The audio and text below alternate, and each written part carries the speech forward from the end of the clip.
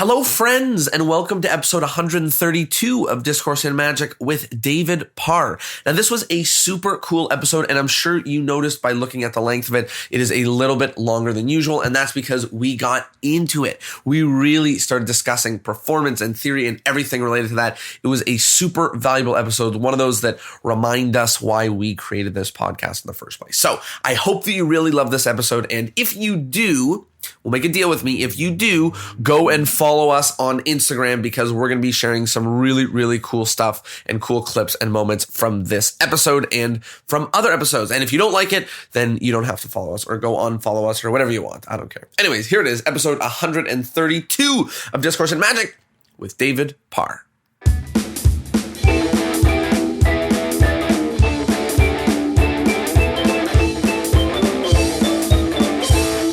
Hello, everybody, and welcome to Discourse in Magic. My name is Jonah. My name is Tyler. And we are here with a very special guest. And this is somebody who, and I keep mentioning this about people that we bring on, but this is somebody who caught my eye from a performance that I saw online. And particularly, it was his Fool Us performance. And then, when you hear about something in a magazine and then it starts showing up everywhere in your life, that was what started happening. So I saw the Fool Us performance, and then someone else was talking about him. And then I went to Chicago and I saw that he was performing at the Lounge. And then I got a message from him, and then someone recommended him to me. And it just, the universe was telling me that it was time to bring this incredible performer on the podcast. He performs in Chicago. He's performed at the Magic Castle. He fooled Penn and Teller. He's amazing. We're here with David Parr. How are you? I'm good. How are you guys doing? We're very excited to answer the questions of the universe, to find out why they brought us to you. You just answered for the both of us. Never. Then we have it. So let's start at the very beginning. How did you get into Magic? How did you get bitten by the bug? I received a Magic set as a gift when I was 7 years old. And it was the Mattel Magic set. As far as I know, Mattel, the toy company, only made one Magic set ever. And after I learned all the secrets that were inside that box, I had to know more. I was thoroughly hooked.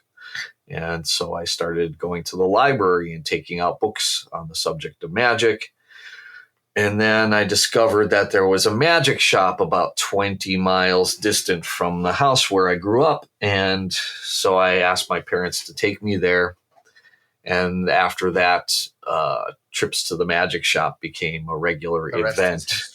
Yeah. And it's pretty much the standard story, I think, for folks who get into magic between the ages of 7 and 13. Totally. Yeah. And we almost asked the question just in, by the off chance that someone's got an off standard story, but you got a regular one, just like both of us. Yeah. You're a regular. how many magicians were like, so is there anything you don't want to talk about during this? And they're like, please don't ask me how I got into magic. So that's the first question of every episode. We are going to ask you that. So let's talk more about that transition. So you got into magic, and then walk us through how it went from, there's a lot of people who do magic or did magic. So walk us through how it went from you doing magic and loving it and going to the magic store to it actually being what now you're do. not 7 or 13. Yeah. How did it transition into being what you do? Well, I started doing gigs, before I hit my teen years. I was already performing magic at on the library circuit. I performed at all the local libraries in Milwaukee, where I grew up, doing summer programs for the kids. So the summer program would feature a magic show, and it was me. And I was probably, 11 years old, somewhere around there. Wow. And I did all those, and then I started doing regular gigs, here and there around the city. And for you, was it like, oh my goodness, someone will give me money to do card tricks? Or was it like, oh my goodness, I get to show people this magic and people get to see or a little bit of both? Yeah, I was totally focused on the enjoyment of performing magic. The money didn't really matter to me. Right. It was like, oh, people are watching me do this thing I love to do. And, Right. Most of my days were spent not outside with other kids. They were spent in my room learning magic. And the indoorsy type. The reclusive, brooding artist type. And so I know the type. Yeah. So it was just cool that people were interested in seeing what I've been working on. And it was only later, in watching Doug Henning, who was probably the most famous magician in the world at that point, it started to dawn on me, oh, this is a thing you can do, like for a living. Right. You can become a magician. And it hadn't really occurred to me that was a path that could be followed until I watched him and thought, oh, yeah, that's what he did. So then it opened that up as a possibility. Yeah, I think it's so interesting and, a familiar feeling of like when people say, oh, do you want to be a magician when you grow up, when you're first starting? And like, that's not even something you're thinking about. No. It's like when you if you like playing Mario Kart, they're like, oh, do you want to play Mario Kart professionally? You're like, no, I just like doing it. Now you can. Just playing chess with my brother. I don't want to compete. Just playing checkers. Yeah. So part of it is exactly that, just enjoying the thing and doing the thing and being like, wow, and because will watch me do this. Yeah, this like you're so used to being a recluse and caring so much about something that no one has an interest in. Like if you talk about the method of a magic trick, people are like, when can I get out of this conversation? Versus you performing a trick, they're all excited and involved and they're paying attention and listening, and you get to express something that was originally a solo activity. So that's I don't know, it's pretty cool and a familiar feeling, I think, for a lot of young magicians. Yeah, and for some people, I found in talking with magicians over the years, I found that some people just enjoy the process of learning, of practice, and learning to do sleights and magic effects. That to them is, they can take all the enjoyment of magic in just that activity. But for me, it wasn't satisfying to me fully unless the next step happened, which was perform this in front of an audience. Doing the thing. Right. It seemed unfinished to me. And so I need that feedback. And what I've learned over the years is that once the magic is released into the world, the audience will now start to affect its development. And it will go through an evolutionary phase that can only happen in front of an audience. It can't happen in the vacuum of a rehearsal room. It's a living, breathing thing. Right. A piece of it's organic and alive like any other performing art. Right. It doesn't live on a piece of paper. It doesn't live in a video. It lives in this weird space between you and your audience and experience. And of course it develops through that world as well. Right. And now other people are going to have an effect on the piece I created.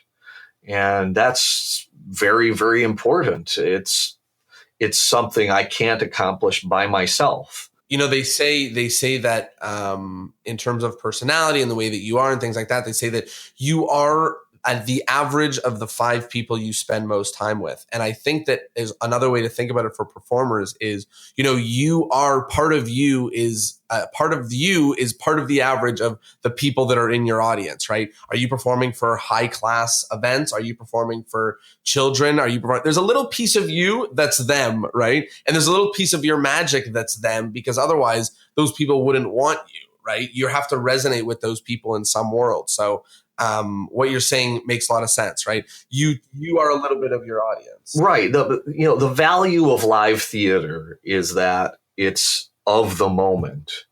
It is the product of a time and a place and a particular set of people. And it will never be that way again. It can't be. And that's its value. It's ephemeral. And it won't last. It can't stay. It's not like a film or a book. So that's, I think, why people are paying for the ticket. That's why people go to see a live band or whatever. They're paying to be part of that experience that will only last for that time, and then it's gone. And, Garrett Thomas said something interesting about experience. He said, what do you give to a man that has everything, that has money to pay for everything? And you give him an experience. And, and the thought that the tool that we have is to give experiences is, also the way that I think about magic. You're talking about people who just like to create in a vacuum. And I agree with you. It's incomplete unless it's done for real people. Yeah, I mean, there's something to be said for the people who just brainstorm and invent magic. I mean, and I have to give thanks to those people, absolutely, because without those people, there's lots of tricks. And one of the prime examples is Bob Neal. I mean, a dear friend of mine and my co-author on the Magic Mirror, and I perform many of the effects he's created, and he says over and over that he is not a performer. That's just not his arena. He lives in his head and creates this cool stuff, and I have reaped the benefits of his creative efforts, and I'm very grateful for it. Yeah, I'm like most of the internet. I was watching the Joe Rogan interview with Elon Musk a little while ago, and this whole conversation's sort of reminded me of something that he said, which was that, or I don't know if he said it exactly like this, but the way in which I understand it was the internet in and of itself is kind of like a new sort of artificial intelligence, because when you hit post or send or like or play or whatever, thousands of things are happening that you're unaware of. And all these things are going on, except none of those things happen if you don't hit play. So yes, we're putting all of ourselves into the internet, and it's an extension of us, but we're also an extension of it and the thing that makes it move. Like we don't know, and I'm assuming you're talking about that metaphorically. Like we don't know what happens when someone comes up to us and they're like, here in my wallet still is the card from like 10 years ago when you did the trick that was signed by me and my husband. And you're like, whoa, like that was like, I got home from that gig and I was like, oh, I'm so tired, I can't believe I have to do magic, right? And this was such a moment which I had no effect and no control, or I did, but I was unaware of how it affected them. Is that sort of what you're saying? Sort of, yeah. Like you can be the person that writes the code, right? Like you can be the Wozniak to the Jobs, right? But the Jobs has to exist if the world's going to change. Well, right? This reminds me of how we would ask at the show I was doing for 10 years in a theater in Chicago, the Magic Cabaret. My co-star in the show, Joe Diamond, and I would ask the audience, how many people have never seen a live magic show before? And about half the audience was raising their hands on average. Right. And you start to realize that those people have never seen magic except on television and the internet. So them coming to see the show is my opportunity, or our opportunity, to define what that experience is for this large swath of the audience, because it's going to be their first live magic show. And some argue that we have a responsibility there. Oh, definitely. There's an enormous responsibility, because that's going to be the defining experience, and whether or not it's a high quality experience or a low quality experience for them. So let's talk about that. So let's say there's someone listening to this and they're like, I agree. It's my responsibility to be amazing. I want all my magic to be awesome, but I don't love my magic. It's not very good. It's not, or whatever, something, or they want it to be better. How do we make our magic from a low quality experience? We've all had tricks that just, even if you're fooled, you're just like, I hate you, performer. That was no fun. To an experience that is amazing and awesome and is a high quality experience, and an experience that well represents magic and would make people say this was amazing. I want more of this, and so on. What are the tools you think, the most important tools at the disposal of a magician to make that happen? What advice do you have? Well, I think the elements that need to be there are, first of all, it has to be technically competent. I mean, the deceptive level of magic has to be there. Right. If the performer is not technically competent enough to fool people, then there's no experience of magic, right? Because magic is simulated impossibility. And, so the performer has to have basic skills in order to get that impression across. So once that's there, which, most magicians have, I think, at least that ability, I think the concentration has to be elsewhere on the other elements that make a performance effective. And that's basically the theatrical and communication level of magic.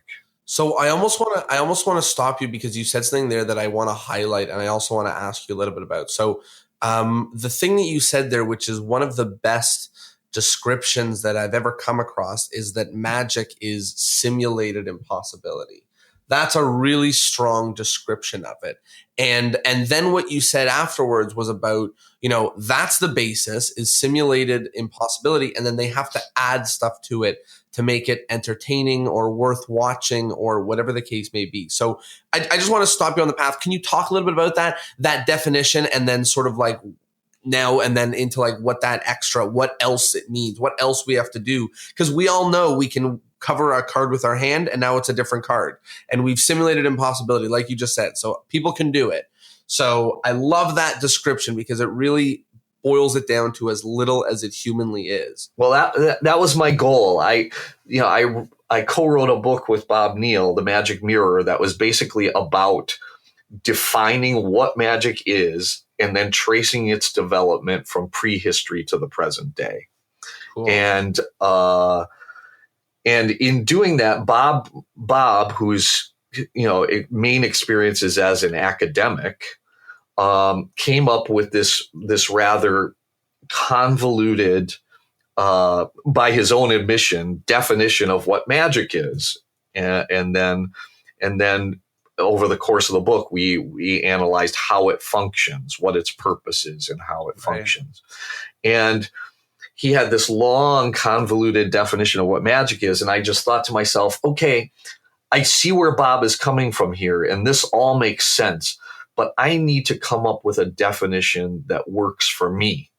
Of course. And so I can define this for myself so I understand the task that I'm trying to accomplish.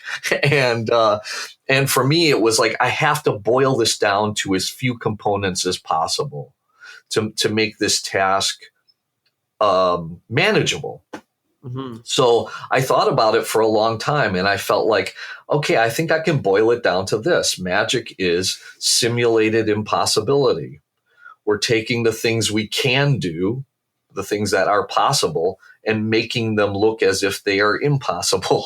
And do you think that magic is, do you think that that's the least definition of magic? Like, do you think that, like, that obviously doesn't describe good magic, that just describes magic, right? So the question is, like, is that all it takes to be? Now let's talk about the difference. So that's magic. Let's talk about what does it take to do good magic? What other tools are we missing aside from that? Or do you feel that, like, your goal is whatever means necessary, simulated impossibility, and that's the approach, and, like, everything else is just tools for that? Or do you feel that, like, the difference between magic and good magic is some other things, like, maybe comedy or scripting or theater or whatever? Right. Well, first of all, this is my definition. This is the definition I came up with that resonates for me and makes the task of creating magic seem manageable to me. And I think everybody has to define it for themselves. Some people define it. There are some rather famous magicians who basically define magic as lying, right? Lying for a living. And I can see where they're coming from. I mean, they have reasonable arguments for why they see magic as basically a fraud and a deception. But that definition doesn't work for me. Because I think magic is far more complex than that. And a con artist is not a magician. Well, right. And And here's the thing. If I get to choose the metaphors by which I define what I do, why would I choose one that's so burdened with negativity? Right? I love that. Why would I choose that as the metaphor for what I do for a living? It just seems unnecessary and just overburdened with baggage. You know, it's like you ask a salesperson what they do and they can say like, you know, I help people, or they can say, you know, I sell people stuff they don't need. I talk people like, out of their money. Right. Exactly. Like it depends. It's like, what way, how do you view what you do? Right. So since I get to define and choose the metaphors for what I do creatively and for a living, then I'm going to pick metaphors and definitions that not only resonate for me, but that open doors creatively, that don't narrow me from a creative standpoint. And on top of that, once you define, you know, once you come up with the metaphors that work for you, and that's your focus, that's the direction you're going to go. Mm-hmm. If your goal is to become a professional liar, then you're going to create a more and more negative experience for the people in your audience. I think so, but that definitions along that line seem to work for other people, and it just, for me, it's like, no, that's not the path I really want to follow. Right. So what other tools does it take, or is that the be all and end all? Is that what we're going for? Is just simulated impossibility? Well, I think that's what magic is at its foundation. Right. But then, you know, you have to build a house on top of the foundation for it to be useful. You can't live in just the foundation of a house, right? So you have to build something on top of it. And that is all the other elements that go into making an effective performance. Mm-hmm. And I think those are the theatrical elements, the dramatic elements, the communication elements that are very, very important, because, you know, if all I can offer people is the deceptive aspect of magic, you know, that technical sort of puzzle aspect of magic, there are many people who are just not interested in that. It's and not only not interested. I did a show a while ago, probably about a year ago, and a woman said to me that she was like, you know what? I didn't think I liked magic, and when people give me a glimpse into how they're processing my performance, like what their thoughts are about it, I always tune in and listen, because it's very rare that people say stuff like this. So I said, oh, really? Why did you think you didn't like magic? And she said, well, because I can't figure it out, and that's just frustrating. So to her, the puzzle aspect of magic, the deceptive technical aspect of it, was just a source of frustration that made her, you know, annoyed, and she didn't enjoy it. But she enjoyed my performance. She then went on to say, but I really liked what you did. I liked the stories. Right. And then she started to recount many of the things I had talked about during my performance. And what it crystallized this idea that I've held for a long time. And that is that if I give people multiple levels on which to engage with my performance, they will engage with me in my performance. And I think one of the levels on which we can capture people who don't necessarily have an interest in magic, or find magic annoying or off-putting, is the theatrical level, the dramatic level, the storytelling level. And this woman I had engaged her in the performance. She really enjoyed it, and she thought she didn't like magic. So there are plenty of those people out there. So I think that's the level that's been my main concentration, probably because my background is in theater. Yeah. There's a few things I want to touch on. One of them is the idea that you said that she started recalling things you had talked about, which I think you're probably the first magician to tell me a story where they watched you do a magic show and they were like, I really like the one about when you were a boy and this, that, and the other happened. Right. It's always like, I like the one where you swallowed the this and this came out of here. And I didn't know how you did this, or I caught that. But this idea that you're telling a story and you're there, not like people come to hear stories, they come to see magic, but the magic seems to be just a highlight of a story. The way I've looked at it is that what I want to do when people come to see a magic show, what I need to do is meet their expectation.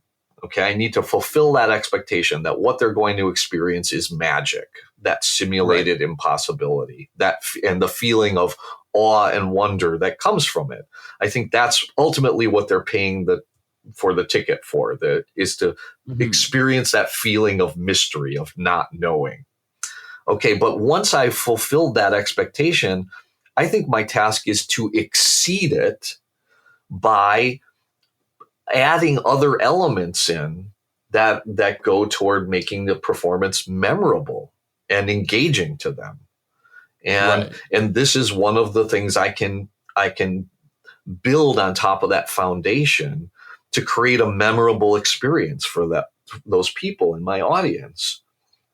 And this woman, I mean, she remembered specific stories. She was like, the story about Mary Toft and the rabbit babies, and the story about how the Thaumatrope toy was a precursor to cinema. And she like remembered all this specific stuff. And, then the job's done, I think. I feel like I succeeded. There's something that you said that really resonated with me, where you said, like, there's the magic, right? There's that minimum thing, which is simulated impossibility. And then there are those other things like theater and storytelling and all those different things. And one of the things that I want to highlight is two different ways to look at this.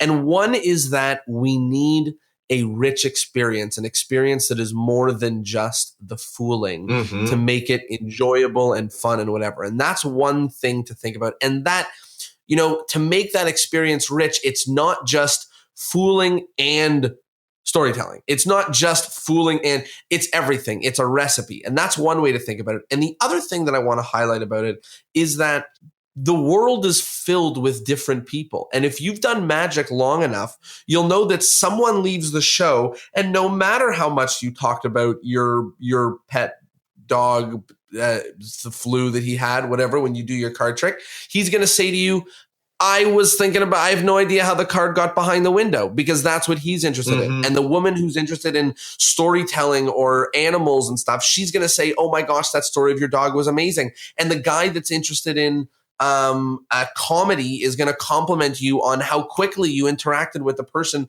from the audience. And from, so one of the things that I just wanted to pull out about what you're saying is not only that it needs to be rich in all these different segments to make it a good all-around performance, but also it needs to be rich in all of these segments because people are different and they're going to magic shows for the trick. And, some people are going because it's funny for them. Some people are going because it's gasp worthy. Some people are going because they want to smack the person next to them and be like, oh my gosh. People have different things. So we're really trying to give them a buffet to choose from. We're giving them as much as we can to allow them to appreciate the magic. Right. Which is why I'm saying, if I can offer multiple levels on which I can engage with my performance, they will engage with it. And you're right. I think some people engage with it some people enjoy the puzzle aspect of it. To them, magic is a puzzle that demands a solution, and they will you can see the wheels turning in their heads, and they can't let that go. Their focus is on, okay, how could he have done that? And you could those people are easy to spot in an audience. Right. But then there are other people who really engage with the stories. And I've had people like email me long after my show to say, oh, you know what? I looked up that story about Mary Toft and the Rabbit Babies, and you're right, that's a real thing. Right. So if I can give people stuff that sort of lingers in their imagination after the show is over, in other words, if I can extend my performance beyond the confines of that room where it took place, that's a great thing. Right. And so I need to give people enough to chew on after the show beyond just how did he do that. Part of that is, the storytelling level, and part of that is the feeling of awe or wonder, the sort of open-endedness of that they can carry with them after the show is over. And part of it is a sense of me as a person. Right.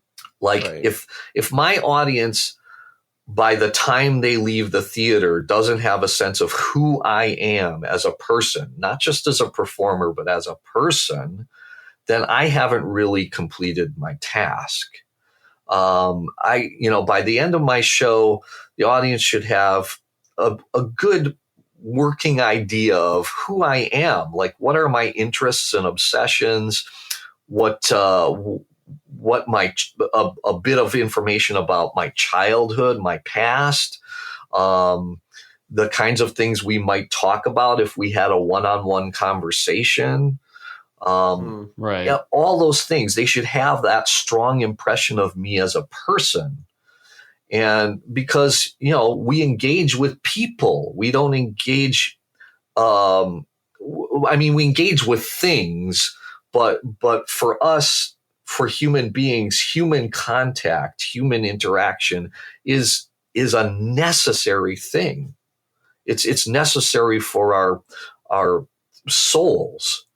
And so I think, that human level is where we can engage the majority of our audience, because that's why people go to the theater. They go to have a collective experience of interaction and communication with other humans. So there's so much there that I want to unfold. One of them that's just like a word that's glaring is, you saying engage. I really want them to be engaged in this. And, you ask yourself, you say like, how can I engage them? How can I thrill them? You have to put, like we were saying before, the language in which you describe these things that you're doing and the way in which you view them is going to force your perspective on it. And it's going to allow you to give the things that we really want. So I think those words like experience and, how do I share with them something? How do I make it memorable? How do they leave the theater with something? And let's just zoom out a second, pretend we're not magicians and say, how do people do that? How do you get something to stay with someone? What works in this world? I don't know. Let's talk to salespeople. Salespeople all tell stories. You'll hear that a lot in sales. Yeah. They tell stories. Another thing that salespeople do is they listen. They know if you're trying to do sales, more of sales is listening to what the other person wants in the world. And then if your product suits them, you say, this is for you. And if it doesn't, you say, here's some other resources for you. And they love you and they trust you, right? So like, let's look at the rest of the world outside of magic and say, how do we get messages or ideas or moments to resonate with people? Maybe we make it. One of the other tools that salespeople use is they create an image. You create an image in people's heads. And I try to do that in my show. If I can create a handful of memorable stage pictures for people, and that's just a moment of, this is a pretty looking image, people will retain that image after the show is over. Yeah. And, maybe it's just the image of, I'm seated at a table. A person from the audience is standing behind my chair with their hands over my eyes. And I'm holding a playing card with the face toward the audience. And it's the card this person standing behind me took. And he hasn't seen it yet. And the whole audience has seen it. And I found that card with my eyes covered. And just that image of the person standing behind me, covering my eyes, and me holding up the one playing card, it's a memorable stage picture. It tells a story. Right, exactly. Exactly. And there's a children's book by Chris Van Allsburg, and it's called The Mysteries of Harris Burdick. And it's a children's. Van Allsburg is a beautiful artist. He wrote the Polar Express and a number of other very popular children's books.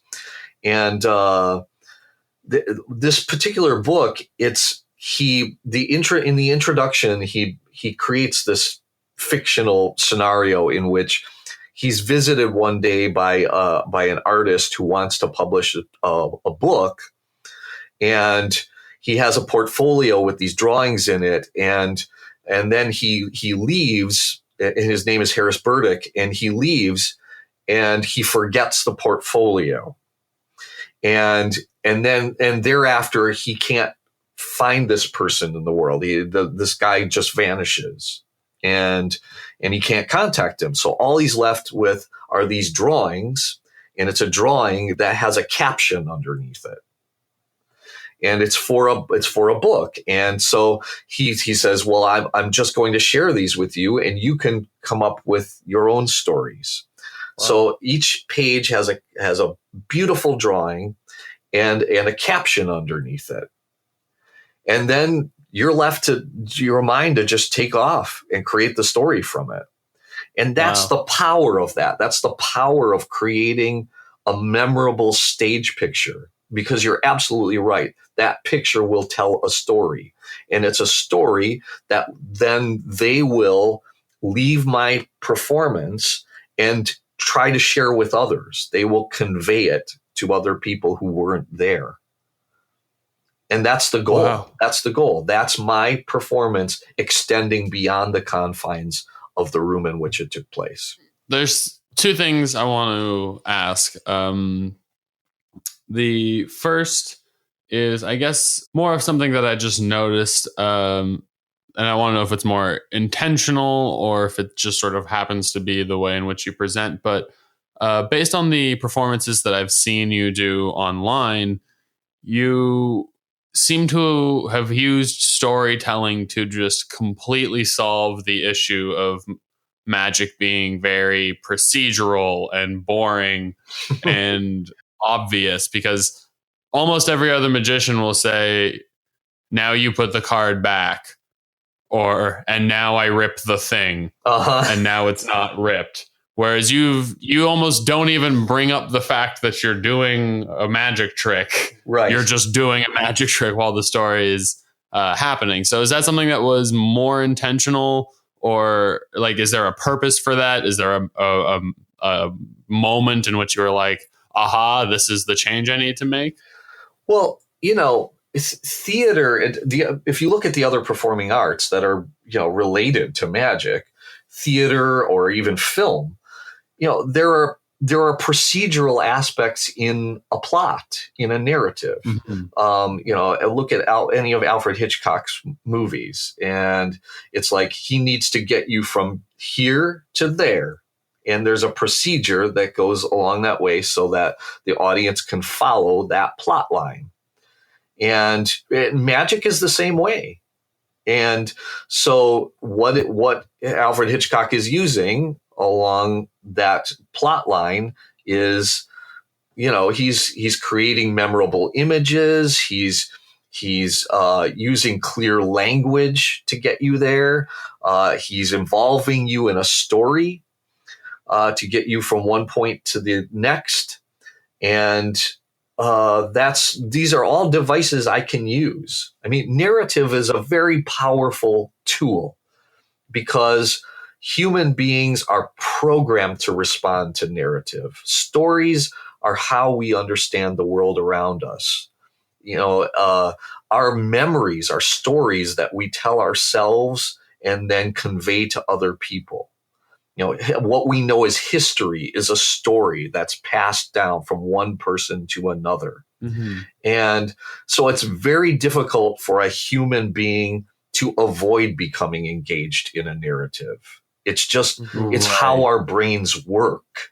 It's how we think even, like we're taught words and then code by which we understand things. And another thing to say about that is, it's like asking, and I like that you drew on the other art forms, but it's like asking, how do you make the first half of any movie interesting? Like, obviously, once the heist is going on, right? When the bank heist is happening, when the guy's jumping off the cliff, it's interesting. But we have to get to that point. Yep. So how do we make the first half of the movie interesting? And it's the same question. How do we make every other moment? I've been talking about this idea recently where, like, really, it's just one iota of a moment that the magic happens. It's just when the card is turned over, right? Mm-hmm. And the question is always, how do we make that last longer? How do we elongate that moment to last a minute? And then how do we add laughter and joy before, or intensity, or, how do we make this experience rich more than just that moment-long second of when the card is turned over and they realize that it is in fact the Queen of Hearts, right? Like how do we add this richness to it? And that's what you're talking about. Exactly. And that sounds like something that you're using, at least mainly, storytelling. Yeah, that was going to be my follow-up to the why and what's the purpose for doing it. What's your advice for proper storytelling? Like, that's a huge area in which I think a lot of magicians are struggling is they don't know theater. They don't know performance. Right. They know method, right? So what's the key to good storytelling? Well, it had just happened that my background is in theater. So those tools just made sense to me early on, and one of them was just having a script. The first magician I ever heard talk about magic in theatrical terms was Eugene Berger. No other magician I had encountered spoke about magic in terms of script or rehearsal. He was the first one. And when I heard him talk, I saw him do a magic lecture in like the early 1980s. And I thought, wow, this guy's speaking my language, because he's thinking about magic. He's speaking about magic in theatrical terms, from the audience's perspective. Right. And so to me, it just seemed natural. Yeah, I'm an actor. I'm an actor playing this role. I should have a script. That just made sense to me.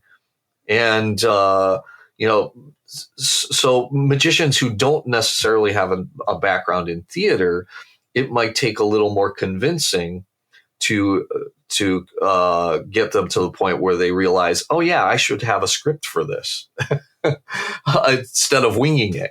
Totally. And you know what? One of the things, and I'd love to hear you sort of make your case for it, because I make my case for it all the time. But yeah, there's a lot of people that listen to this and say, okay, you guys script, but I'm better on my feet. I'm better when I'm winging it and soft on my toes. And every you're not. It's always the answer comes down to you're not. And my sort of approach is, I say, like, here's the challenge. Take 2 tricks you think are the same. Spend 1 month scripting, rehearsing, performing, editing, performing again, and editing one of them, and the other one, wing it. And at the end of the month, you tell me which one of those is better. Like, just like, I won't lose that game. Like, I won't lose that game. So what's your, if somebody says to you, they go, it's very nice that you like scripting, but scripting's not for me. What would you say to them? Well, I'd say, first of all, I think those people have first of all, they've obviously never tried it. So we need to get them to the point where they see the value of it and might at least try it. And here's one of the things I explain. It's that because I have a script, I can, first of all, the script is not a straitjacket. In other words, I am not a slave to that script. Thank you. I can deviate from it whenever I please. And I often do.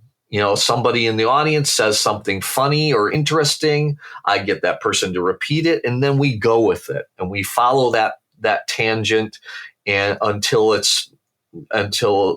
reaches the end of its path. And then because I have a script, I know exactly where I need to go to get right back into my narrative to get to the end of it. So it provides a foundational structure that then allows me to be open to changing it and responding to my audience. Because I never need to fish around for, okay, now how do I get where I'm supposed to go?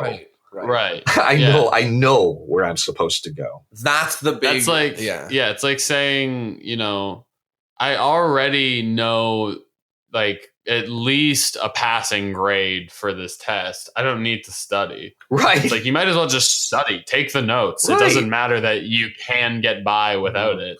One of the thoughts that I have on scripting that I always share is, and I'm a math lover, so I love assumptions and proofs, and so this works like that. So it says, assume there's a best way for you to perform your given trick, and if the answer is yes, there's a best way, and yes, there's a best way for you to do it that will make people love it the best, then scripting is necessary, because otherwise you have no bet on whether or not you're doing the best way every time.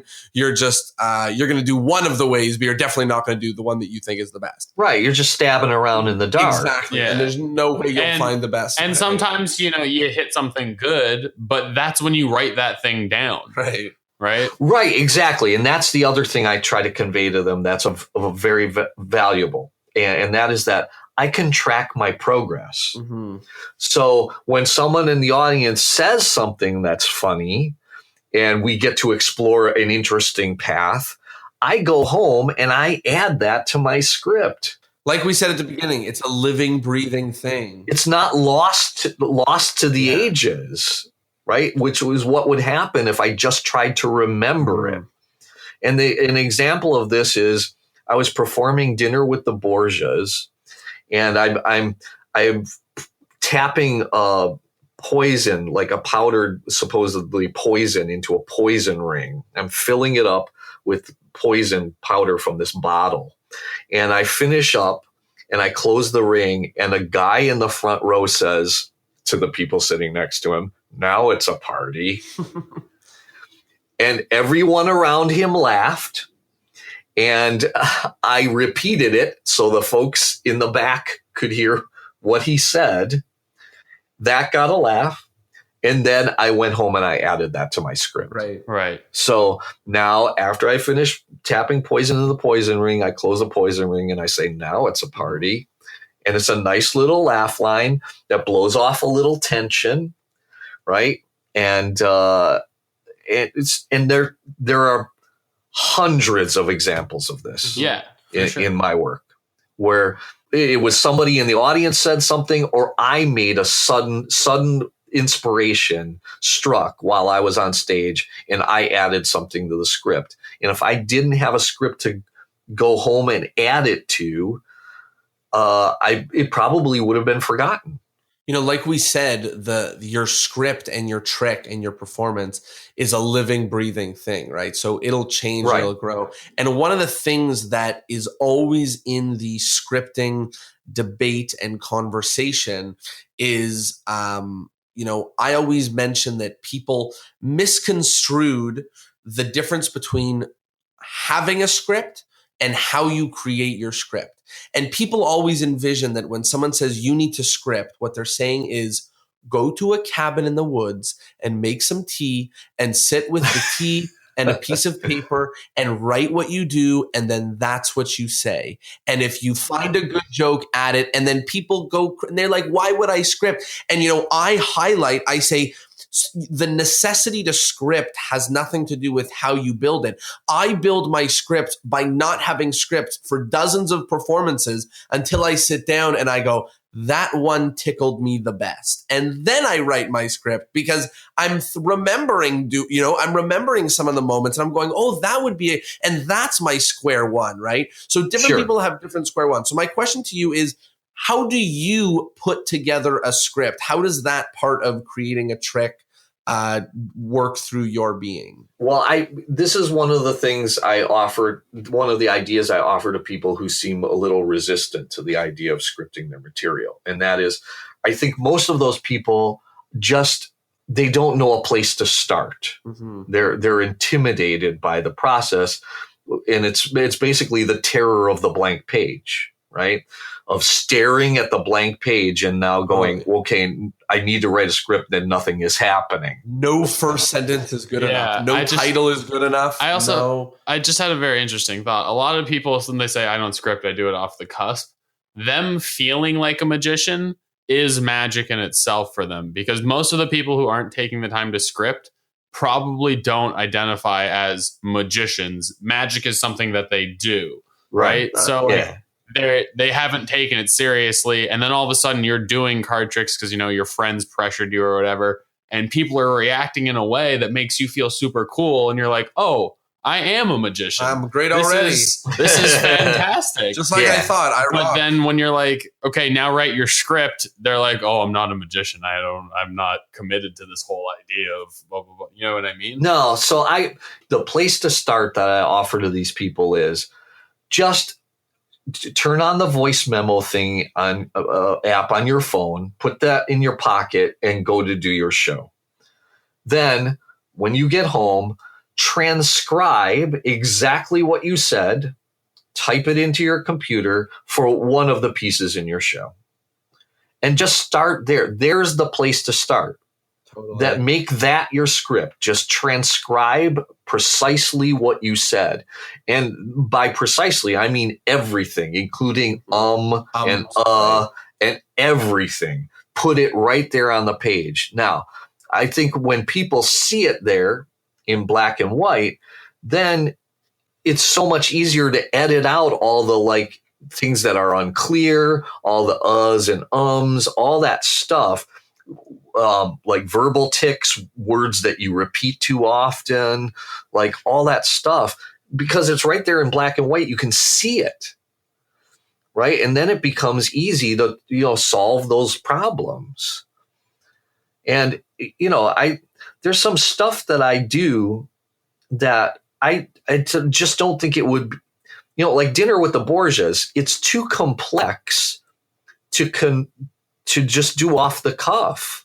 Right. To construct a narrative like that and have it function along with the physical technical process of conveying that magic effect, it's far too complex for me to just make up on the fly. That just wouldn't have worked. I couldn't have constructed anything. No best anything happened for the first time when the award was given or when the experience was had, right? So just the idea that, maybe let's change the view of what scripting is. Scripting is not a starting point.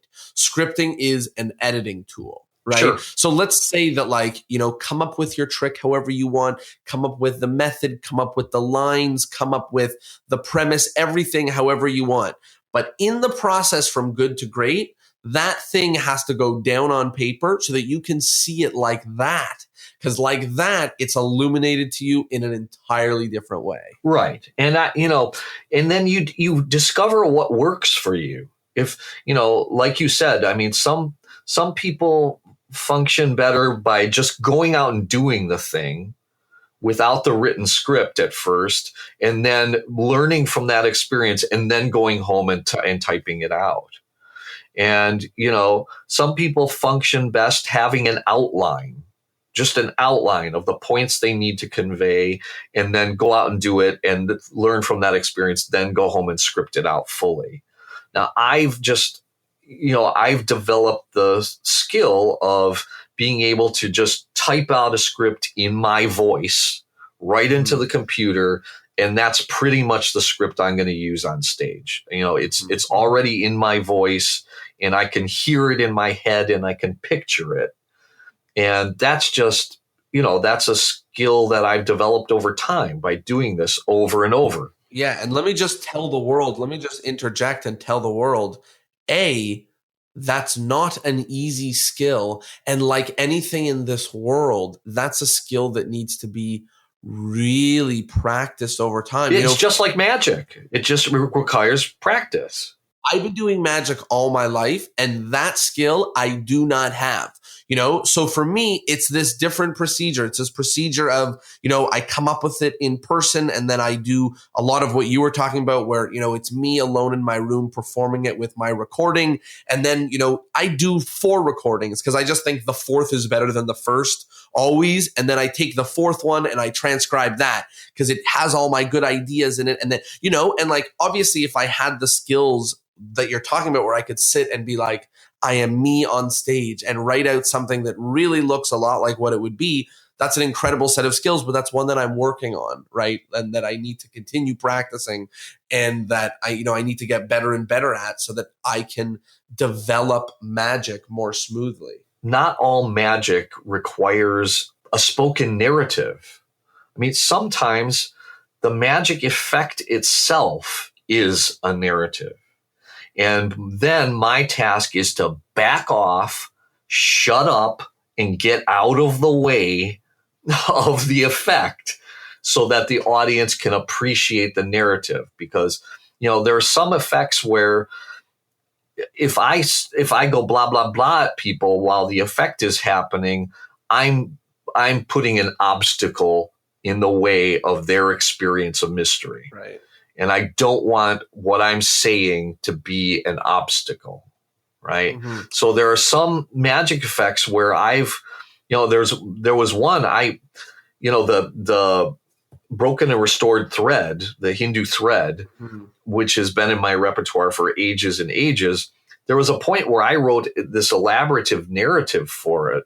I wrote this whole story about a wizard and all this stuff. And then I was rehearsing for the show, and I just, as I was rehearsing in front of a mirror and looking at the effect, I was like, you know what? This effect doesn't need this story. The story is not enhancing this effect. That effect, the broken and restored thread, is one of those magic effects where, and this is pretty rare, where the more closely they look at the performer's hands, the more mysterious it is. Right.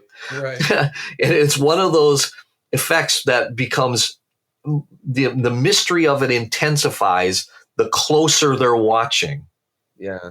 And they can burn your hands, and it just becomes even more mysterious. And I thought, you know what? I'm going to throw this script away. I crushed it up. I threw it in the garbage. I deleted it from my computer to show to myself that I was fully committed. And I performed the effect silently. I think it's important over the course of my performance to give the audience periods where they have a break from listening to the sound of my voice. Because my work tends to be, my fascination with language means that much of my work is verbally focused. So I need to give my audience a break now and again where they can just concentrate on the narrative conveyed by the effect, and they don't have to listen to me talk.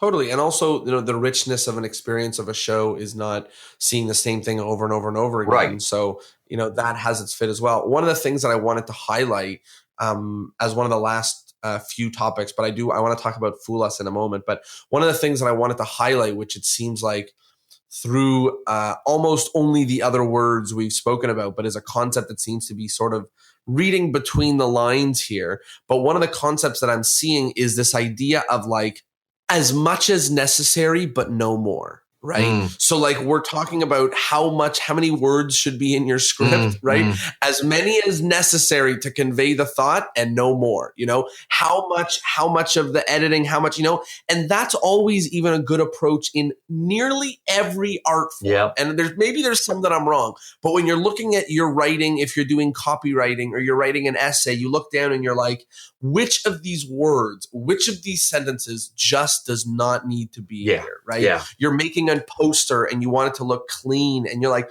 what of these pieces of information that I threw on the poster can be not here, and can people infer and can be, right? Like always the question comes down to what can I remove which will help clarify what's going on here. And that's something that seems to be sort of between the lines that I'd love for you to talk about. Right.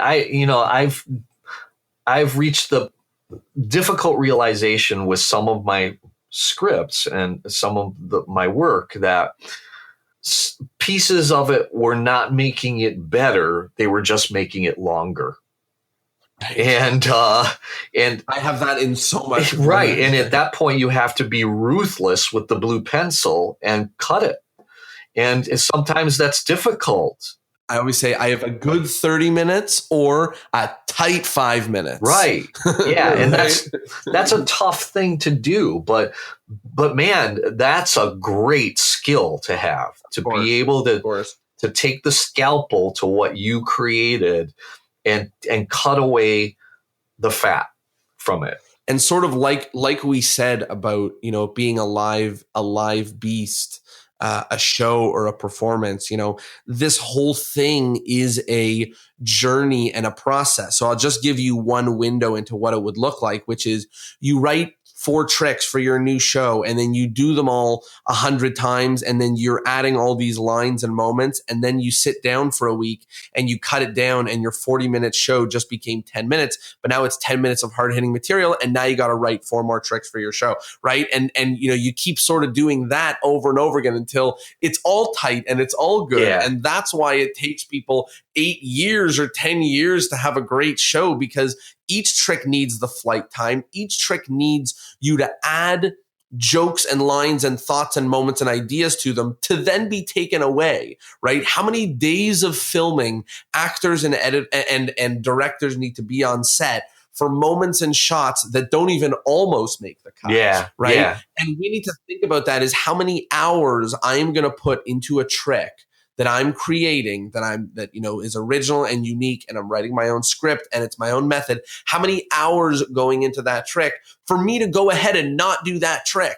And that's part of this, right? That's part of the whole thing is fighting tooth and nail for something new, and then saying this line, which is so good and I made for this trick, it just ruins the whole tension. Right. So I'm going to put it in my back pocket and I'm going to use this line another time because it's just not working, even though it just tickles my brain in the right way. And sometimes you have to make some really difficult choices. Right. I mean, when I did the research, and this happens a lot, when I did the research for Dinner with the Borgias or for my version of Oswald Ray's Flexible Glass, there it was, I looked into all the folklore related to mirrors, all the folklore and magical beliefs related to mirrors. And I ended up with a mountain of stuff because, I mean, there's so much. Right. And with the Dinner with the Borgias, I read all these books about Renaissance Italy. So I had all this information. And then it was like, okay, I have to declare the research process over. I have to put this together and I have to choose what stays and what goes, right? For this to be a coherent narrative, there's information I'm going to have to cut. So I have to ask myself, what does the audience need to know for this to function from start to finish? What do they need to know? And in the case of Dinner with the Borgias, I realized, well, they just need an introduction to the climate, the political climate in Renaissance Italy, that it was basically deadly business and, that could literally cost you your life. And they need a little introduction to the Borgia family. And that's all the narrative they need to understand and for this effect to function. And in the case of Flexible Glass, it was they need a set of, they need like maybe 3 or 4 examples of folklore related to mirrors that implies that this is basically a magical object. Right. Right. It's a magical object that we see every day. And so I whittled it down to my favorites, my favorite bits of folklore. And those made the cut. There's a few different magic is, it's kind of, not to put a negative light on it, but kind of one of the nerdier art forms that one person could choose to identify with. They're all nerdy in their own ways. Yeah, exactly. But it sort of reminds me, like that story specifically reminds me of. There's a few good examples of different professors that have this problem, but Neil deGrasse Tyson really sort of seems to stick out in my mind. And when he's being interviewed, the interviewer is trying to ask specific questions, and he's like, just wait, just one more really quick, awesome little tidbit. Yes. You know what I mean? Yes. Like, he just has all this backlog of things. He's like, oh, I finally get to talk about it. It can be really hard to be like, this is what is most important to achieve the things that I want to achieve. Right. And this again comes down to, without a script, without having made those choices consciously and deliberately to put in my script at what to put in and what to leave out, I couldn't have done this. I couldn't have done those two pieces. Those choices had to be conscious, deliberate ones. And sometimes you have to do it on stage many times just to know that you're not going to do it. And like, things are longer to have to get shorter. Listen, people at home don't know. We've been recording this episode for 9 hours, and this is just the best 1 hour. Yeah, there's some really drab, grim conversations. You don't know the stuff we cut out of this. We've been talking we about did you Trump. a favor. It's been crazy. Yeah. My script for Dinner with the Borgias is still being whittled away at. Right. And someone actually commented to me recently, a magician saw my show in Chicago and said, "Oh, you cut this little piece of it." And I was like, "Yep." I finally realized after all these years, and that script, I wrote the first version of it in 1996. In all these years of performing it, I realized, oh, you know what? I've been hanging on to this probably because it was one of the original inspirations for the script, but it's not really necessary narratively. And so I finally cut it. It's a live beast. It's what I call, I keep calling a Franken trick. Like, the more we take a trick and we put the us into it and our own script and our own maybe methods, or, we pull a method, or we add a line, or we add an idea, or we, all these different things are changing the beast. We add a joke, and all these different things are reforming this new Franken trick. And I don't want that word to reflect right. I don't want that word to make it seem like a negative, but like, it's now got bits of you in it, and bits of maybe things you like movies. You took a line from a movie and you turned it so that it would be fitting for this magic trick, right? So it is now rich and built up with, the arms of you and the bones of the music you listen to and the shoes of the, right, and the style of, and so on and so on and so on. And that's what we're going for. So I think that because it's organic and alive, it will grow and change as we grow and change as artists, right? If we are open to that, if we let it happen and don't shut it down, it will grow and change as we grow and change. And that's a beautiful thing.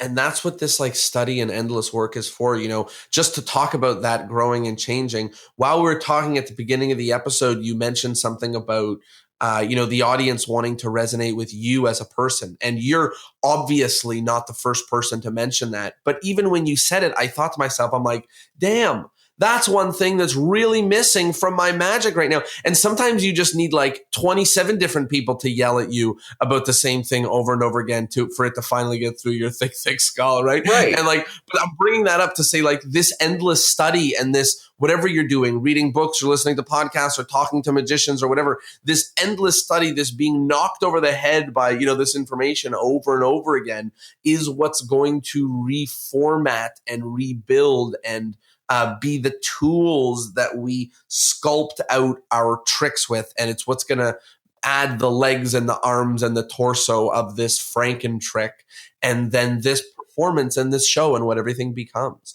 And if it's a reflection of you, you're not the same person that you were when you were 12 years old or first involved in magic, right? One of the things I've been doing over the past couple of decades is going back and rediscovering the magic I was doing between the ages of 7 and 13. And I realized that I did some classic stuff back then. Yeah. And I asked myself, well, why did I stop doing this? Like, why did I stop doing the linking rings and the salt vanish and card through handkerchief and these effects I was doing between the ages of 7 and 13? And what I realized was the answer is I identified it with my childhood. So I thought I was supposed to put aside that magic and then do grown-up magic. Mm-hmm. Right. And that's not a valid reason for having discarded all that stuff. So what I've been going back over the past couple of decades and reclaiming much of the magic I did when I was a kid. And it's really solid stuff. But what I found is now I can bring to it years and years of experience and ideas that I couldn't have brought to it when I was 10 years old. It's that old thought of like, I would love to go do 4th grade again. I would slay it. Right. But we get that chance. Yeah, absolutely. I was just about to say, like, magic has intent, right? It's a tool that we have to create a feeling. And the intent and what we want to do with the tools will change over time. But it doesn't mean we have to completely change the tools that we're using. No, absolutely not. And in rediscovering some of the magic I did back then, I've realized that in those effects is basically the heart of what attracted me to magic in the first place. Of course. And the perfect example of this is I have the first book about magic that I ever owned when I was a kid, when I was 7 years old. And the book is called Spooky Tricks. And the cover is a drawing of a ghost pulling another ghost out of a top hat. And the magic in it, I loved that book when I was a kid because some of the magic in it was guaranteed to produce horrified responses from grown-ups. Right. Right.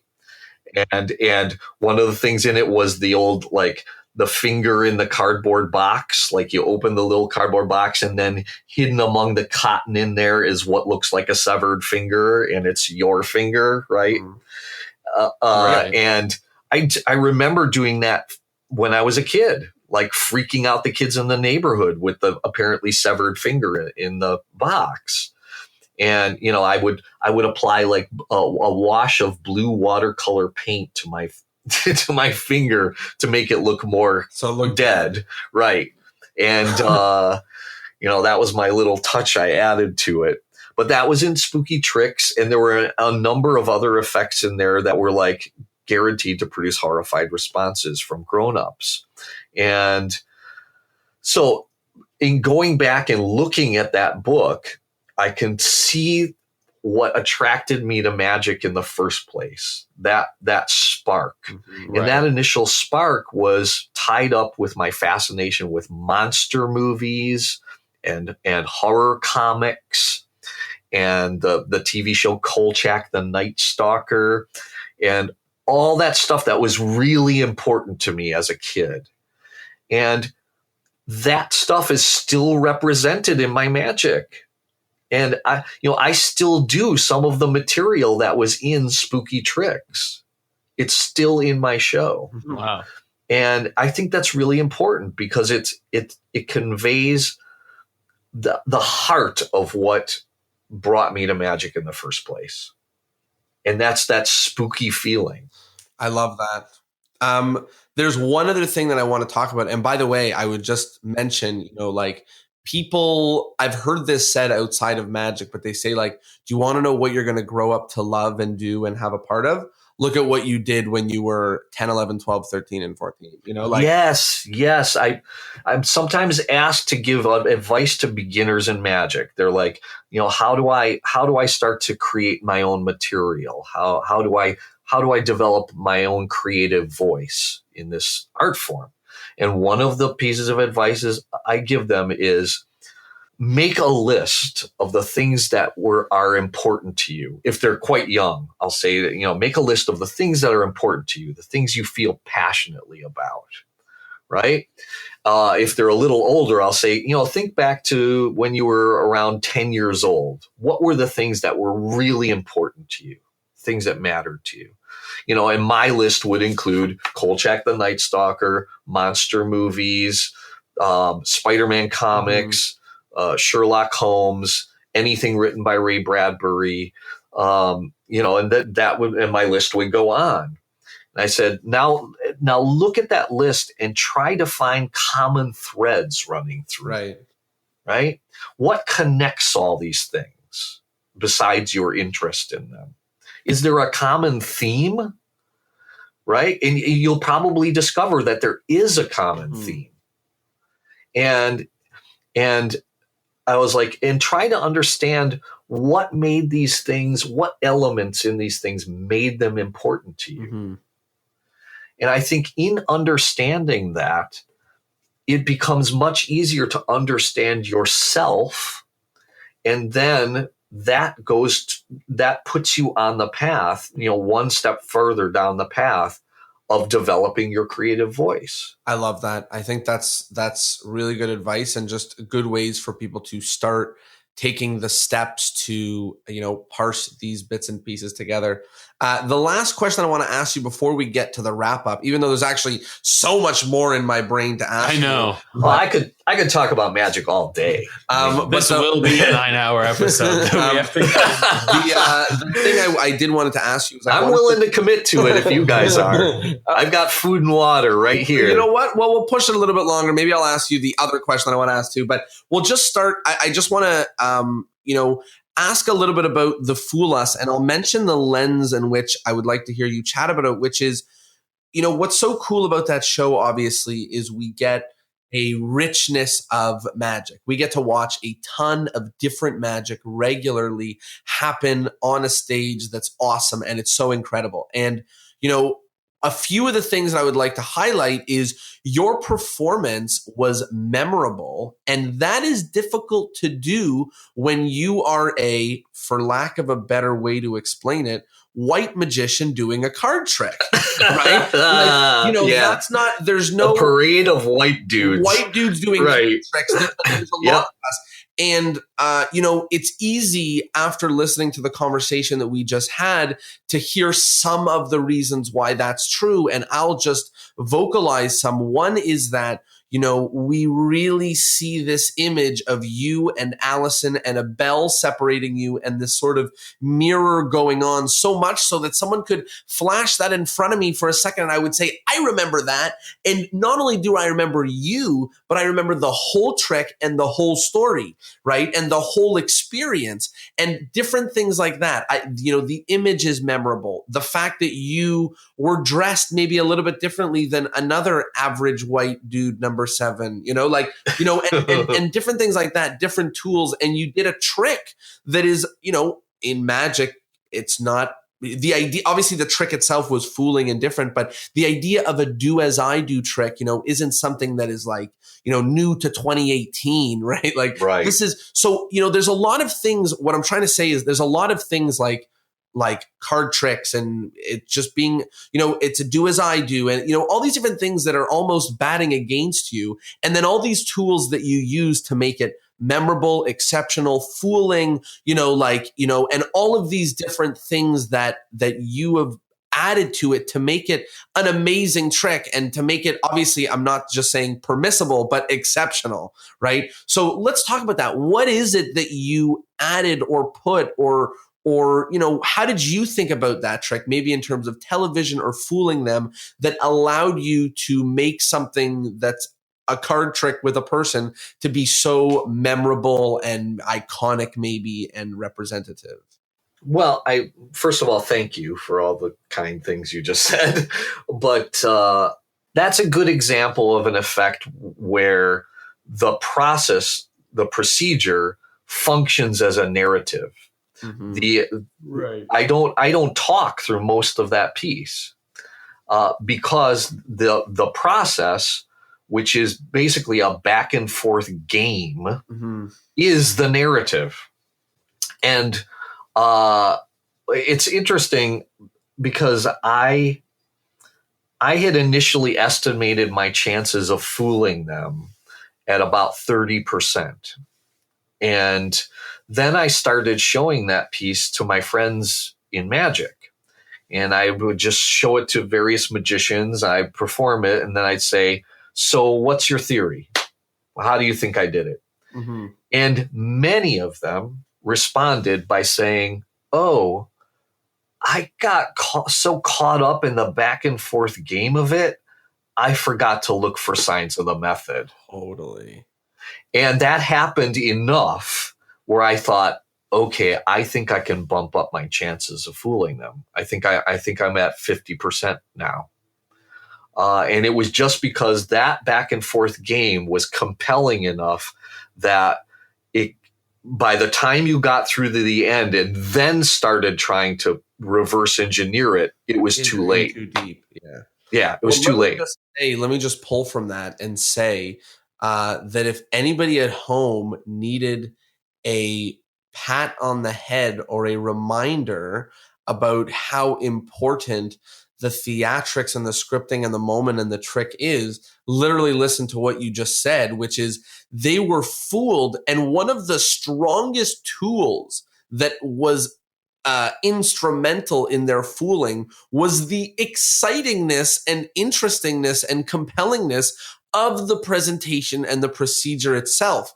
Compare that to somebody who is fighting against the grain and trying to hide their procedure and not adding a compelling or interesting performance and almost having the procedure detract. And they'll say, I don't know how you did it, but whatever you were doing there with the switching and the counting of cards, that was definitely how you did it. So, right. like really, we've just learned here in that sentence how important it is to make the actual experience compelling and interesting, and how much that does for, let's say you're not the artsy type and you just like the fooling, how much that does for the fooling, right? Yeah, well, I think, I know Teller is familiar with the principle upon which the method is based. Right. I know he knows it. It was just that it was buried so deeply into the narrative of it that he didn't recognize it. Mm-hmm. Right. And I think that's what worked in my favor. But so much magic, particularly mentalism and bizarre magic, is procedure heavy. Mm-hmm. Mm-hmm. It's process heavy. And so then the task is how do I make the procedure fun? Right. How do I make it fun and entertaining and in itself memorable? And part of it, if I can't cut it, then I have to somehow make it memorable and fun for the people involved. And one of the parts that I'm trying to sort of hit on is, and also an ingrained part of the experience and trick, right? And I have to make it make sense. I have to make the procedure make sense. It's not just fun. It's not just cut deeper, and some joke about the ocean. Like it has to be a part of it. Right. It has to. Right. It has to make a logical sense to the audience. Otherwise, it just seems arbitrary and then it seems hinky. Like, all right, that was fishy. Why would he do that? Right. So the challenge for me is in doing a do as I do procedure, which is, procedure heavy, was, okay, how do I make this enjoyable for the audience for someone to not only participate in, but for somebody else to watch, right, who's not directly involved. And that, I thought the solution to that was to make it a game, right? The more game-like I could make it, I thought the better this is going to be. And the other challenge was to streamline it so that it made sense, so that one thing seems to logically lead to the next. So we pick up the deck, we show them that all the cards are different, because that's going to be the first theory, that all the cards are the same. So we show the audience and everything. Then we close up our deck and ring the bell. Next step, shuffle the cards, right? That seems completely logical. We need to randomize this so it's not a stacked deck. So each step seems to lead logically to the next one. Mm-hmm. And there's only as many steps as are necessary to go from point A to point B. If I had added more steps, the procedure would have become unclear, or some people would have gotten bored and checked out. I love that. And I think that sort of touches on a lot of the things that we mentioned. The last question that I want to ask you before we get to the wrap-up question, so don't worry, there's plenty more. But the question I wanted to ask is, so you're doing shows regularly at the Chicago Magic Lounge, and I've had a lot of experience in the last few years of producing shows, being in shows, all of these different things. And there's so much that I want to ask you about. I want to ask you about, why people come and see you in terms of tickets and where you market about you and all these different things. But really the question that I want to ask you about is, I get the impression that from everything that you're saying about, magic and the experience and the moment and memorable, that when they come in, it's not a standard show, and that you're giving them something that is something more, something that's interactive, something that's experiential, something that's memorable, that isn't just a sit there, hands in your lap, watch me do my show. So either tell me that I'm wrong and that's what you do, or tell me what is it that you're doing in your show, which is you think is really separating this from any other show. What moment is making this so tangible and tactile and memorable and experiential and all of those different things that we're talking about? What, if you could say one thing or one idea or one really thing that you do or that you focus on to make it feel so personal and so tactile. Well, first of all, you're not wrong. You're not wrong. What I noticed is that even with the show I was doing before, the Magic Cabaret, which I did for 10 years in a theater in Chicago, was that people would come up afterwards and they'd say, this is not what I expected. Right. This was really cool. This was not at all what I expected. And I think part of it is, you've got to take into account that half the audience has never seen a live magic show before, right? Mm-hmm. So this is going to be the first one. And that will define the experience for them. And then the rest probably have very little experience with magic as a live art form. So I think what they expected was to come into a theater and be passive observers. Right. As they are for watching television and movies. They're used to being just a passive observer. And then when they came to my show, they were suddenly directly involved in the performance. Mm-hmm. And they didn't expect that to be the case. And I could see some people, at first being kind of taken aback, like, oh, wow, he's talking to me. Right? He's interacting with me. Oh, I thought I was going to get to sit here in the dark. Watch the show, not be the show. Right. But no, magic is a collective experience. That's part of its value, is that it's a collective experience. And that means everyone's involved in the performance. Either directly, as in you come up onto the stage and help me out, and we perform this thing together, but indirectly as well, in the sense that we're all constructing this performance in our heads, right? And each of us is getting a different show. That's where the magic is happening. It's happening in their brains. It's not happening in our hands. Right. Mm-hmm. So that's the arena in which the show will take place, in their mind. Right. And that's why I think this, focus on the technical, deceptive aspects of magic to the exclusion of everything else is so counterproductive, because the show's not happening in our hands. That's merely one element of it. And one of the things about magic, which is so that separates it from other art forms a lot, is that while there is a relationship, the relationship between slight difficulty and trick awesomeness is only tangential. And the reason I say that is, yes, there's some times where you really do require the hardest sleights in the world to pull off that trick, but sometimes not. Sometimes you can go into a magic store and buy that trick. And the reason I bring that up is really we have to look at ourselves and draw the chart on the table and say to ourselves, what percentage really of what I do is how this works? And then what percentage really of how I spend my time is on that? And you'll probably find, and this is, by the way, the whole foundation for why this podcast exists, but you will probably find that you are spending a higher percentage of your time working on the method of your trick than you even believe has importance to a given trick. Like you'll say to yourself, method is probably 40% of a trick. And then you'll look at your time and you'll realize that it's how you're spending 85% of your time, right? And that is something which really comes from this, which is,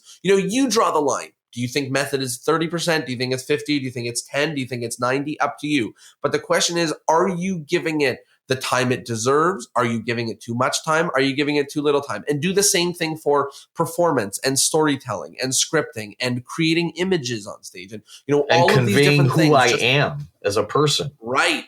The meanness. Is there enough meanness in this? And how much time of working on my show am I dedicating to say, how can I squeeze more me into this show? So I think that those are some good ways and some good lenses to look at it. Yeah. I realize that if the message people get from my show is just look at me, and look at all the cool things I can do that you can't do, then I have failed. Right. I have just failed, I think, as an artist.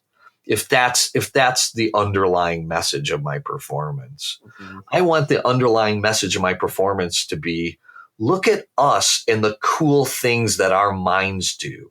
Right. Look at the cool way our brain works. We are fascinating creatures that we can perceive this, right? And look at how we've shaped the world around us.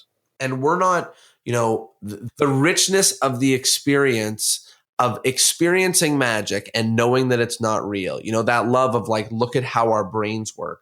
Right. The audience can participate in that. They know that you're not really making the wine move with your mind or whatever. They can participate in the joy of how fun is this thing that we do together. And that should be the underlying message of it, is look at what fascinating creatures we are, and look at how cool it is the way we've shaped our view of the world. And so much of it is, how do we break the me versus you and make this me and you? Right. And to make it into a collective experience, I have to involve my audience in my performance. And some of that is direct involvement, as in physical involvement in the show. But a lot of it is involvement on the narrative level, drawing them in. Totally. Making moments experiential often means breaking down the things that are usually separating in those means, Yeah. Yeah. What can people relate to? Well, they can relate to me being a weird little kid, right? Like with my own crazy little interests, because we've all had them, right? I mean, there's a moment in my show. I mean, the show is called The Cabinet of Curiosities. And I've got an actual cabinet on the stage with all kinds of weird artifacts on the shelves. Right. And there are points in the show where the audience gets to pick which artifact we're going to examine next. Oh, wow. So the show changes from week to week based on people's choices. But there's a point in the show when I'm first introducing them to the cabinet and the artifacts in it where I say, does anybody here collect things? Does anybody have a collection of things at home?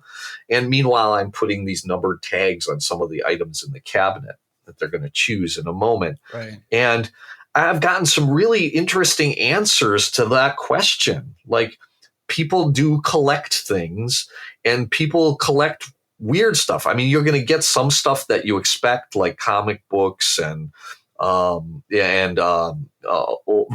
records, and some things that I kind of was prepared for. But a couple weeks ago, I asked the audience this, and a woman said, I collect things. And I said, what do you collect? And she said, bones.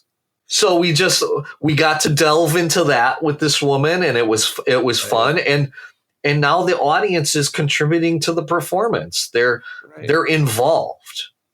And now it's, all of those, like I was hinting at before, or assuming at before, but now look how rich this experiential moment is, because it draws from them. Yeah. It's, even if they feel the sort of you magician up there on the stage and us down here, even the us down here, someone in the us down here said, I collect skulls. And now that adds so much richness to the show. So, moments of that of interaction are super, super strong. Yeah. I'd love to talk all day. And we even have more questions for you, but I figure let's get to the wrap up questions, because I think that those will put a good bookend on this conversation. So the first is sort of a magical PSA. So let's assume you have the ear of every magician in the world listening to this right now. What is pretty close. It's pretty close. Yeah. Close. What is it that you want to tell them? We've had everything from love yourself to stop doing banana bandana. What would you like to tell all of the magicians of the world? Ask yourself why you're doing this. Why? Yeah. Ask yourself why you're doing this. If the answer is still the answer you would have given when you were 10 years old, which is basically, look at me, look at what I can do, I think you need to reassess what you're doing and why you're doing it, what your motives are. And I've seen magicians who are stuck in that phase where the show is just basically a dig me show. And it's just about them and their ego and impressing people. And that's the goal. You're supposed to be impressed. And, from a theatrical standpoint, that's just not very interesting. Mm-hmm. It's not very interesting. And it's not a very healthy place to be as a human being. I think, by the time we're entering our 20s, we should be starting to figure out why we're doing this and develop other reasons for doing it beyond just look at me and look at how impressive this is. And I think, that by really thinking about that and asking ourselves why, I think we can grow as people, not just as performers, but as people. And that's important. We should probably start doing this next question before the magical PSA, because a lot of the times we say, what's your message for the magicians? And then often our guests will ask the magicians a question. But the next part of the wrap up is the question of the week. So other than why are you doing this? What do you think our audience needs to be asked? Now, it can be something that is sort of introspective, like a why are you doing this question, or what made you do what you do, or it can be a question that you want an answer to, like what do you think about XYZ, mentalism, or anything at all. What question do you think our audience needs to be asked this week? I suppose, the question that's occupied me for decades now is, who am I? What this whole art, my involvement in this art form has been a process of self-discovery. And I was just commenting to someone who is considerably younger than me and saying, at age 30, I was still trying to figure myself out. And I just hadn't yet found my creative voice. I think that really started to kick into gear in my 30s. And that part of that process was asking myself, who am I? What is important to me? What is important to me? What are the things that I feel passionately about? I love that. And in all that, and in that understanding, and part of that was going back and discovering how I would have answered that question when I was 10 years old. And finding that the things I was passionate about when I was a kid, there are elements of that that I still feel passionately about, and that should be represented in my work. I discovered that the people who influenced me when I was young, like Doug Henning or Eugene Berger or Tony Andruzzi, or I could go on naming different magicians who had an influence on me, but their influence on me is still present in my work. There are threads in my work that were definitely woven into the tapestry of my art that are from them. And so in understanding, well, why did these people affect me so profoundly? What lessons can I learn from what they gave to me? I mean, the example of Doug Henning is that the thread that I got from him was sincerity. I mean, that the kooky hippie, I believe in magic persona that he was on stage was not a put on. That was the guy. Right. And I met him off stage a couple of times and got to talk with him. And he was that same person. Right. And so I realized then that, sincerity goes a long way. If my audience feels like they're really getting to know the real me, they will develop a relationship with me in the limited time in which we're together. I love that. So the next question, which is something that I know that we actually planned to talk about in this episode, but we didn't really, but this is sort of a good, just a little peek into the window of it. And the question is, what is something in the 2018-2019 space about magic that you like, and something about the 2018-2019 space about magic that you don't like? Well, the thing that comes to mind immediately is, I've grappled over the course of years with this whole idea of exposure, right? With the internet and YouTube and all that. And, if I had been asked how I felt about it 10 years ago, my answer would have been different from what it is today. And I think part of it was, I think many of us, many magicians are sort of clinging to an idea of the past that is gone now. Yes. And that is that we don't live in a world where you can hoard secrets anymore. Totally. That's just, we have to accept the fact that we don't live in that world, and we have to embrace the world in which we do live. And I think a lot of the frustration and resentment and anger was coming from my not fully letting go of the old world, the world in which I grew up, where you could hoard secrets if you wanted to. Right.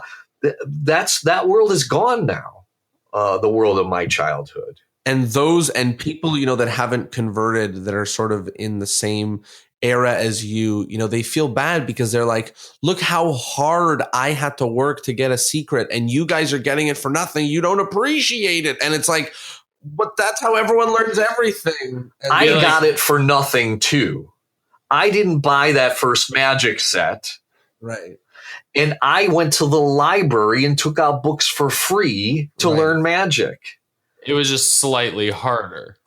I mean, harder in the fact that I had to walk up the street to the library. Right. The data rate was slower. But that was the maximum level of my commitment. Right. Was to walk to the library. I mean, what's the big deal? So it wasn't like it was like, I had to climb the mountain, uphill both ways. The mountain to meet the guru. Right. That didn't happen. It was still pretty easy. It's just a little easier now because you can do it in your pajamas. Yeah. I mean, it's just, today the internet is the library. Mm-hmm. Yeah, totally. But what's more, it's the library at Alexandria. It's the library where you can find any information. It's the world library. Right. Yeah. Which is amazing. We live in an age of wonders. So I think we have to let go of the old world, embrace the new one, and realize that we have to be able to give our audience something else of value beyond secrets. One of the things that really sums up that point that you just said is, and sort of sums up the perspective that I think Tyler and I and you all have on it, is, the old world. I've forgotten how you just said it, but the old world is not coming back. We have the new one now. This genie won't go back in the bottle. Right. Listen. We're not having the internet. We now have the internet. So you have two options. You can be, and people always give Tyler and I a lot of hate for calling people in Magic the grumpy old men of Magic. But it's true. If we didn't live up to the stereotype, it wouldn't be a stereotype. Right. And here's what we mean by it is I don't care how old you are. You become a grumpy old man of Magic when you go, screw all these YouTube and Instagram and screw all these and screw and you say screw that you can buy a trick online for $5 and screw because all I'm hearing is I'm stuck in the past. Stay off my lawn, you kids. Exactly. Yeah. That's all I'm hearing. And unless you're saying screw no. Here's how we should do it. Here's my resource. Use my online database. Use my worse than being turning you into a grumpy person who's probably unpleasant to be around.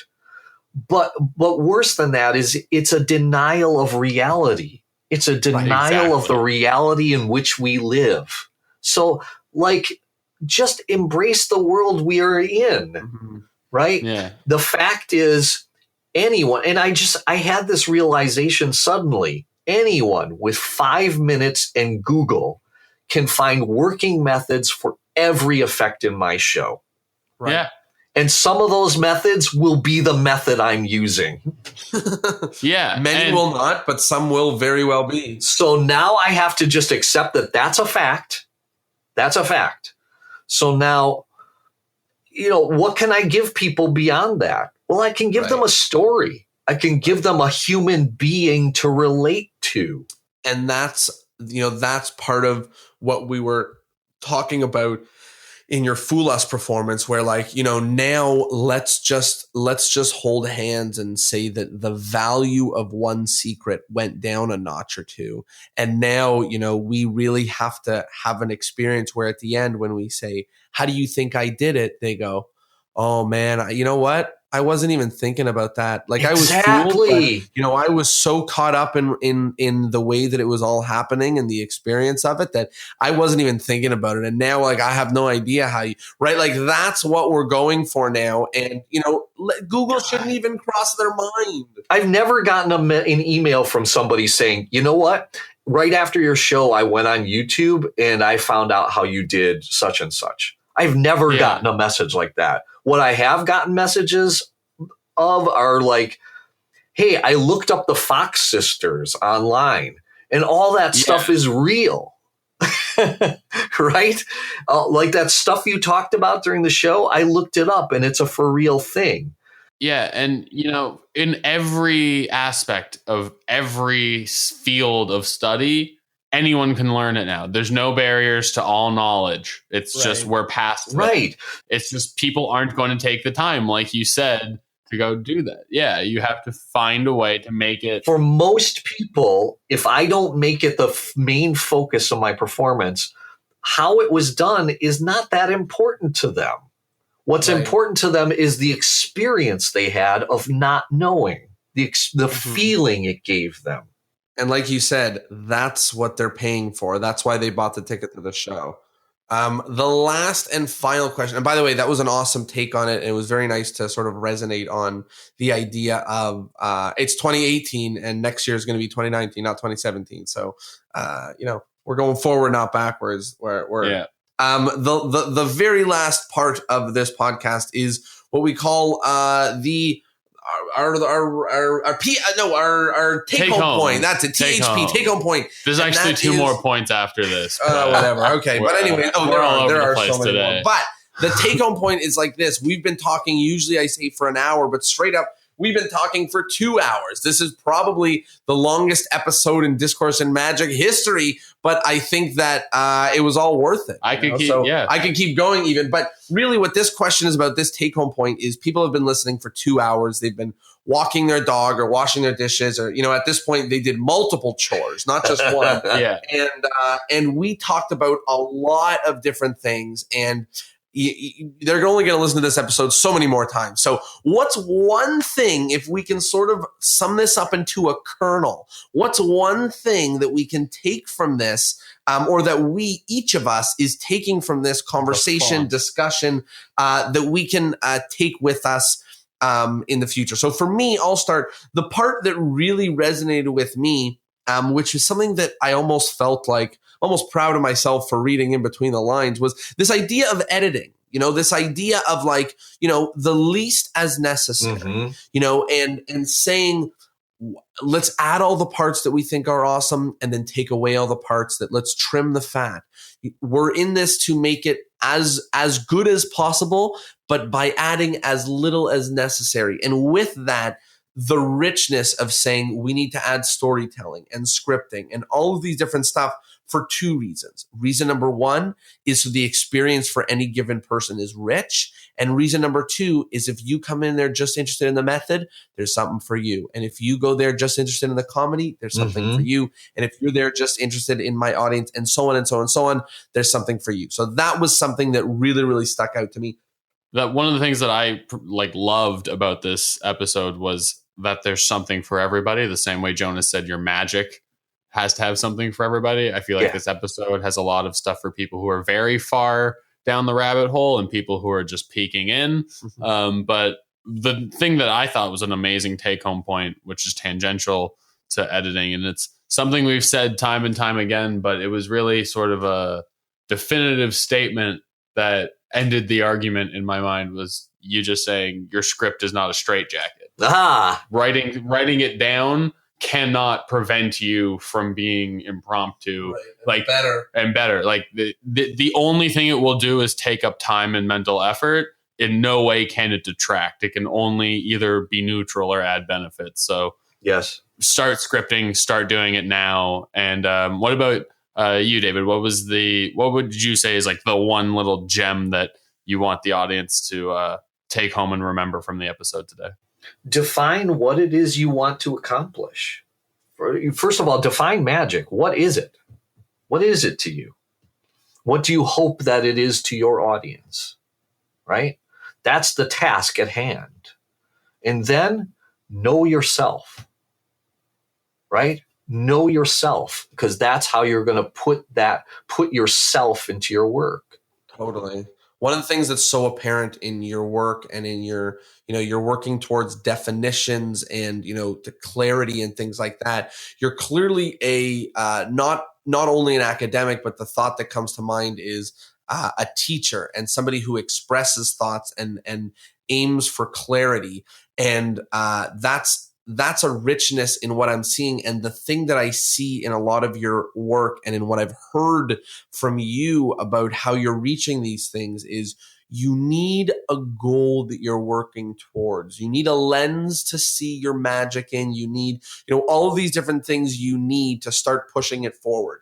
You need to know what magic is to you. You need to know what you're aiming for. You need to know, and whatever that means, whether you're aiming for a great 10-minute set or whether you're aiming for to connect with your audience about the future, whatever, just really just figuring out what it is, what path are you on? Because it's very hard to build a house when you don't know what it's supposed to look like. When there's no blueprint. Right. And each new piece of wood, you're just nailing going, yeah, this probably looks like it's in the right direction. And I think. Right. Then you end up with this weird patchwork ramshackle thing. Right. Whereas if I have a clear goal in mind, even if the goal is something as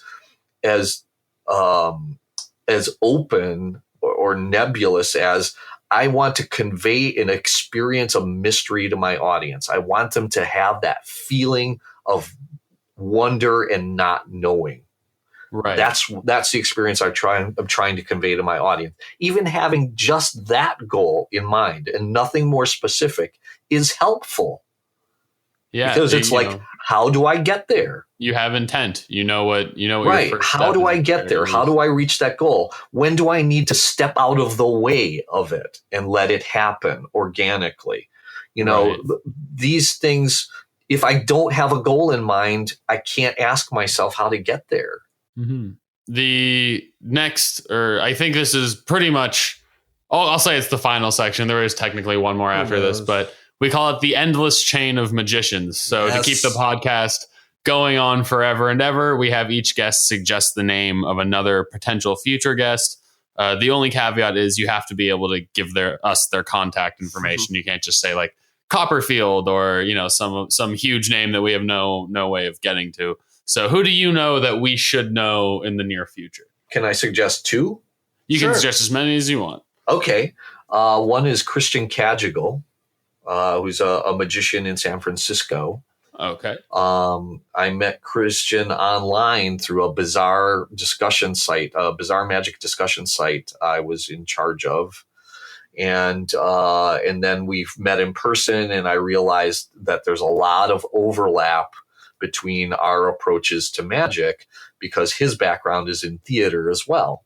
Right. And so we're very similar in our approach to things. In fact, there's times where, like, I'll say, I came up with this idea for, and he's like, yeah, I did that and it's like, dude, stop looking in my brain. Right. So there are times when it seems like we timeshare a brain. So he's a great person to talk to, and you'll find that, you know, some of his approaches to this are similar to mine. The other person is my former co-star in the Magic Cabaret, and that's Joe Diamond. And Joe does a lot of mentalism, and he is currently doing a solo series where it's like he has a studio in a beautiful old mansion in the suburbs outside of Chicago, and he does a series of shows that the max size of the audience is 13 people. I love it. And they come in, and each show is on a theme. Like one was themed with the theme was time travel, and another one was like the paranormal, and so on. And it's an hour-long show, and it's really cool. He's doing some great stuff. So I would say he's someone to definitely talk with. That's awesome. Those are two great people I'd love to hear from. The last who knows thing to mention is plugs. So where can people find you both in person and online? And do you have any products to sell them, or any social media pages which you especially would love people to follow you on? I am my website is davidparr.com, and that's Parr. And there you could sort of keep up on what projects I'm working on, shows I have coming up, lectures, maybe that kind of stuff. I am on the Book of Faces, so you can find me there. And my handle on Twitter and Instagram is @ParrMagic. And I do a show called David Parr's Cabinet of Curiosities every Wednesday night at the Chicago Magic Lounge. And the Chicago Magic Lounge is a beautiful place. It's a new multi-million-dollar theater completely devoted to the art of magic. There are several performance spaces within that building. My Wednesday night show, the cabinet show, is in the main stage space, but there's also a close-up theater, and there's also a bar theater where the bar magicians do magic. So come visit me at the Chicago Magic Lounge, like I said, every Wednesday. You know, we live in an age of wonders where we're all connected. So, you know, find me online. Or send me an email. My email address is david@davidparr.com. If you have questions about my work, I'm always happy to answer them. On my website, there's a section where you can buy some of my ebooks, some of my digital releases. The rest of my stuff is available on Penguin Magic. For instance, Copycat is on there, and as well as my ebooks and my Penguin Live lecture can be found there. But, you know, I'm grateful to be living in an age where there's so much interconnectedness, and I can interact with magicians from all over the world.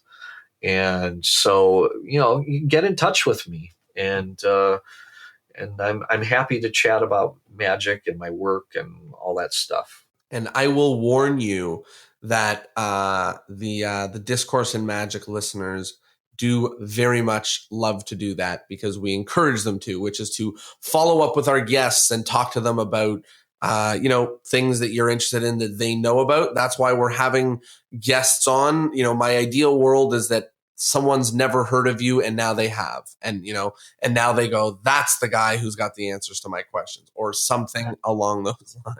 Yeah. And David, I want to give you a big, huge thank you for joining us on this incredible episode. This is a master class on, really what I'll call like a transformation. This is how you turn a trick into an everything. And even though the episode was 2 hours long, the journey is 10 years long, maybe, or 20 or 5 or whatever it takes, and it never ends.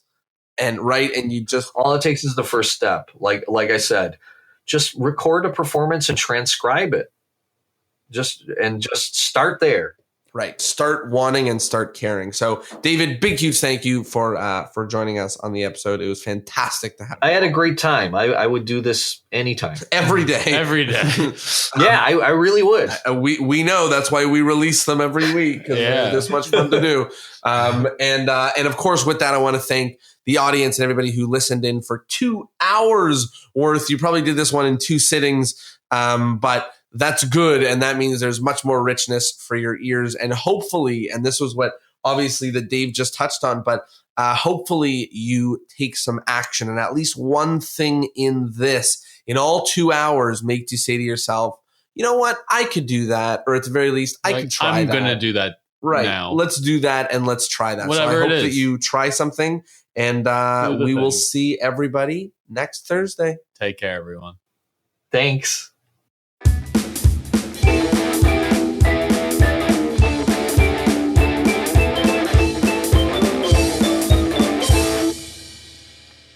Well, there you go. 132 of Discourse in Magic with David Parr. If you liked it, here's the deal. Go follow us on Instagram. I think that's a good deal. And if you didn't like it, then I don't care. You can unfollow us, yell from the hills or something like that. But anyways, I liked it. So I hope you liked it, and we'll see you next Thursday. Stay cool.